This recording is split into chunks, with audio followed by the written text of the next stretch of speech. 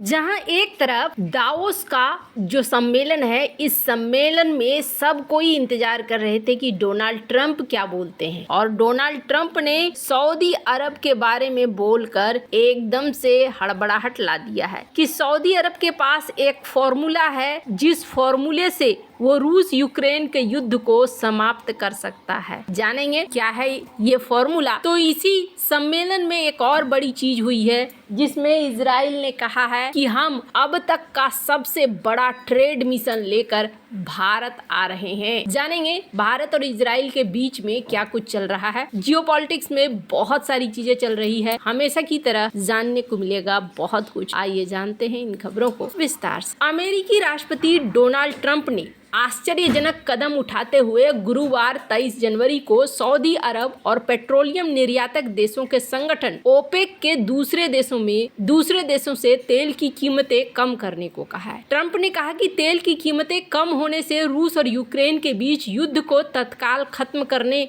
में मदद मिलेगी। अमेरिकी राष्ट्रपति ने स्विट्जरलैंड के दावोस में विश्व आर्थिक मंच की बैठक के दौरान इस बात को कहा। एक दिन पहले ही ट्रंप ने रूसी राष्ट्रपति व्लादिमीर पुतिन को यूक्रेन युद्ध खत्म करने की चेतावनी दी थी। दावोस में बैठक को वर्चुअली संबोधित करते हुए डोनाल्ड ट्रंप ने कहा कि मैं सऊदी अरब और ओपेक से भी तेल की कीमत कम करने के लिए कहने जा रहा हूं। आपको इसे कम करना ही होगा। सच कहूं तो मुझे आश्चर्य है कि उन्होंने चुनाव से पहले ऐसा क्यों नहीं किया। ऐसा न करके उन्होंने बहुत प्यार नहीं दिखाया है। मैं इससे थोड़ा हैरान हूँ। अमेरिकी राष्ट्रपति ने यूक्रेन में जो कुछ हो रहा है उसके लिए ओपेक देश को एक हद तक जिम्मेदार ठहराया। उन्होंने कहा कि अगर तेल की कीमत कम हो जाती तो रूस यूक्रेन युद्ध तुरंत खत्म हो जाएगा। उन्होंने कहा कि अभी तेल की कीमत इतनी अधिक है कि युद्ध जारी रहेगा। आपको तेल की कीमत कम करनी होगी, आपको युद्ध समाप्त करना होगा। उन्हें ये बहुत पहले कर देना चाहिए। जो कुछ हो रहा है उसके लिए वे एक हद तक जिम्मेदार है। रिपब्लिकन नेता ने तेल की कीमतों के साथ ही ब्याज दरों को भी तुरंत कम करने की मांग की। इसके पहले डोनाल्ड ट्रंप ने रूस को चेतावनी दी थी कि अगर वह यूक्रेन युद्ध खत्म करने के लिए आगे नहीं आते हैं तो मॉस्को के खिलाफ कड़े प्रतिबंध लगाए जा सकते हैं। इसके साथ ही उन्होंने अपने रूसी समकक्ष पुतिन से भी मिलने की इच्छा जताई। ट्रंप ने कहा कि वो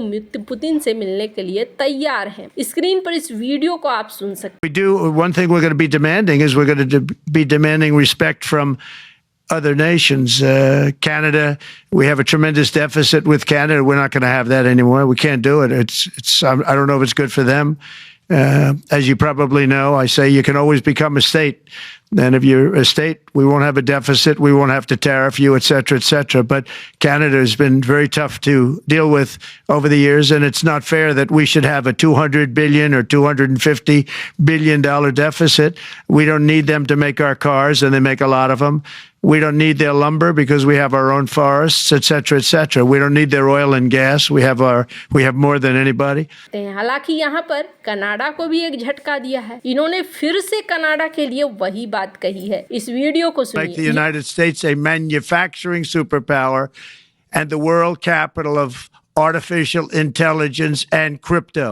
यहाँ पर इन्होंने कनाडा को कहा है हमारा 51th स्टेट बन जाओ और टैरिफ से मुक्ति ले लो। मतलब कनाडा को ये आर्थिक तौर पर इतना मजबूर कर देंगे कि कनाडा के लोग बोलने लगेंगे कि हमें अमेरिकन्स ही बनना है। कनाडा निशाने पर है, ये बात तो तय लगता है। और ये जो बातें इन्होंने कही थी ना जस्टिन ट्रूडो ने, हमारे पास मिनरल्स हैं, ये हैं, वो हैं, तो अब अगर ऐसा कुछ होता है तो खुद ब खुद सारे मिनरल्स वगैरह आ जाएंगे अमेरिका के पास। तो जिसके पास शक्ति होती है समर्थ को नहीं दोष गोसाई, वही वाला सीन यहाँ पर निकल कर सामने आ रहा है। जहाँ एक तरफ ये सब कुछ चल रहा है, वहीं दूसरी तरफ एक बात तो बहुत बड़ी है और सही है कि बदलाव अकेला आदमी ही लाता है, शादीशुदा तो सब्जी लाता है। कुछ ऐसा ही सीन अभी भारत के तरफ देखने को मिल रहा है। भारत में जो बदलाव हुए हैं उस बदलाव का असर भी देखने को मिल रहा है। इजराइल के इकोनॉमी और इंडस्ट्री मिनिस्टर नीर बरकत, इन्होंने कहा है कि हम भारत के साथ बहुत ही ज्यादा बड़ा काम करने वाले हैं। सबसे पहले तो भारत के करीबी संबंध, हाइफा पोर्ट में भारत का भारी निवेश, आईमेक कॉरिडोर और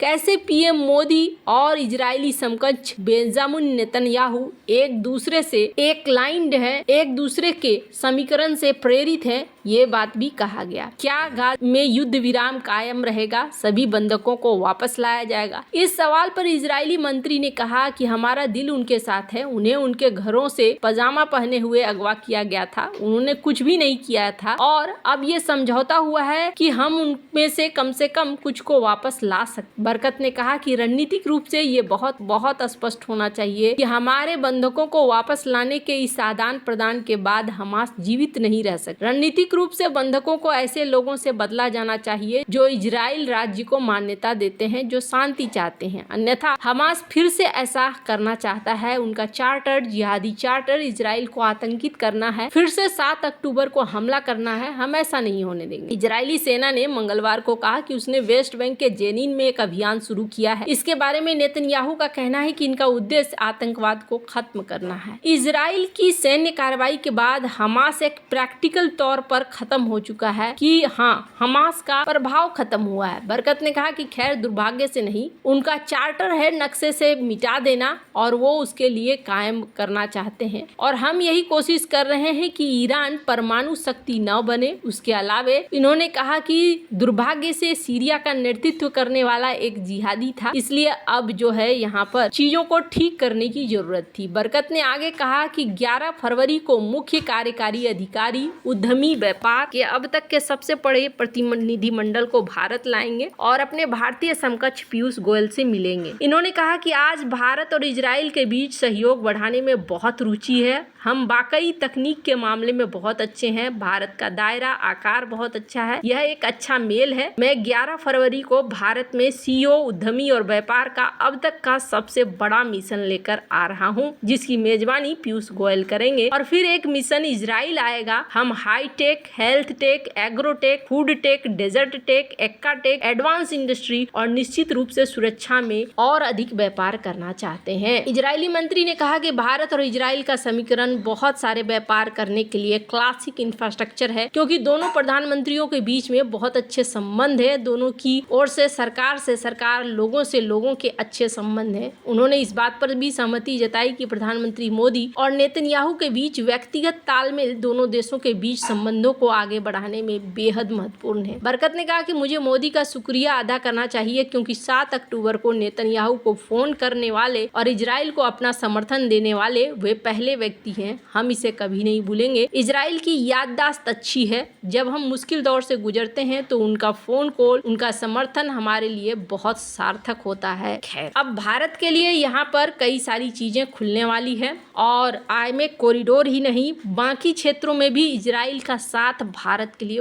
बहुत जरूरी है। हालांकि बरकत ने एक बात कही, इन्होंने कहा कि देखिए, हम चाहते हैं कि भारत हमारे लिए सर्वोच्च प्राथमिकता है, इसलिए हम बड़े मिशन के साथ वापस आ रहे हैं। बरकत ने कहा कि भारत जनसंख्या के मामले में दुनिया का सबसे बड़ा देश है और मैं विकास देख रहा हूँ। आपके पास विकास पर ध्यान केंद्रित वाली एक बहुत ही स्मार्ट सरकार है, वह आकार, विकास और गति इजराइल के लिए एक अवसर है और इस वजह से भी हम इस चीज को आगे बढ़ाना चाहते हैं। भारत के लिए ये बहुत ही अच्छा मौका है। वैसे आपको क्या लगता है इन सब मामले में, आपकी क्या राय है, कमेंट कर जरूर बताएं। जल्द मिलते हैं अगले वीडियो में नई खबर के साथ।